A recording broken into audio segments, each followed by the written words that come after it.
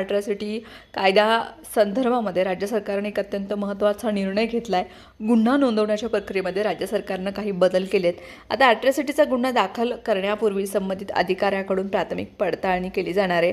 प्रकरणाची जी वस्तुस्थिती आहे ती तपासल्यानंतर पुन्हा गुन्हा आहे तो नोंदवला जाईल अशी माहिती सामाजिक न्यायमंत्री संजय शिरसाट यांनी विधान परिषदेमध्ये दिली आहे। यापूर्वी तक्रार दाखल होताच तातडीनं गुन्हा नोंदवून 24 तासाच्या आत आरोपीला अटक करण्याची पद्धत होती। मात्र आता त्या प्रक्रियेमध्ये बदल करण्यात आला असून तातडीनं अटक करण्याची पद्धत ही थांबवण्यात आल्याचंही त्यांनी स्पष्ट केलं आहे। अॅट्रॉसिटी प्रकरणावरती लक्ष ठेवण्यासाठी स्थापन करण्यात आलेली राज्यस्तरीय उच्चाधिकार दक्षता व नियंत्रण समितीच्या गेल्या 7 वर्षांपासून बैठकच झाली नसल्याचा मुद्दा राष्ट्रवादीचे शरद पवार पक्षाचे आमदार शशिकांत शिंदे यांनी विधान परिषदेमध्ये हा प्रश्न उपस्थित केला आहे। त्यांच्या प्रश्नाला उत्तर देताना मंत्री संजय शिरसाट परंतु अटक करण्यापूर्वी जो आयओ असेल तो आयओ तो त्याची खात्री करेल।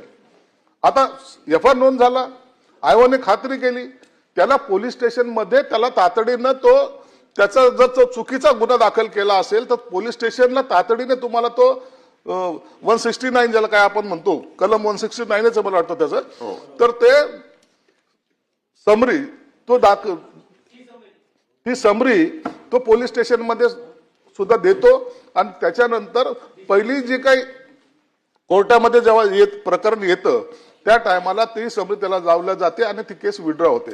यांनी सांगितलं पूर्वी अनेकदा किरकोळ वाद किंवा तक्रारीवरही तात्काळ अॅट्रॉसिटीचा गुन्हा दाखल केला जात असे आणि त्यामुळे आता गुन्हा नोंदवण्यापूर्वी प्राथमिक पडताळणी करून वस्तुस्थिती तपासण्याची जबाबदारी संबंधित अधिकाऱ्यांवर सोपवण्यात आली आहे। दरम्यान अॅट्रॉसिटी प्रकरणामध्ये पीडित कुटुंबांना दिलासा देण्यासाठी राज्य सरकारने महत्त्वाचा निर्णय घेतला आहे की 889 पीडितांच्या वारसांना किंवा नातेवाईकांना सरकारी नोकरी देण्याचा निर्णय हा घेण्यात आला आहे आणि या नियुक्त्यांची प्रक्रिया आहे ती 8 ते 10 दिवसामध्ये सुरू केली जाईल असंही शिरसाट यांनी सांगितले।